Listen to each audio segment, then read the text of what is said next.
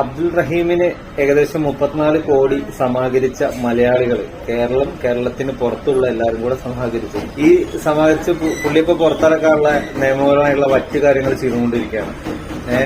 ഈ സമയത്ത് നമ്മുടെ പ്രിയ സഹോദരി നിമിഷപ്രിയ ജയിലിലാണെന്നും പറഞ്ഞിട്ട് നമുക്ക് ന്യൂസും കാര്യങ്ങളൊക്കെ കുറെ മുന്നേ തന്നെ നമ്മൾ കാണുന്നുണ്ട്. ഈ രണ്ട് കേസും തമ്മിലുള്ള പല വ്യത്യാസങ്ങളുണ്ട്. കാരണം ഈ അബ്ദുൾ റഹീം എന്ന് പറഞ്ഞ പുള്ളിക്ക് ഏകദേശം ഇത്ര രൂപ കൊടുത്താൽ 34 കോടി രൂപ കൊടുത്താൽ ഞങ്ങൾ മാപ്പ് നൽകാൻ തയ്യാറാണെന്നുള്ളത് അവിടെ ആ കുട്ടിയുടെ വീട്ടുകാർ പറഞ്ഞിട്ടുണ്ട്.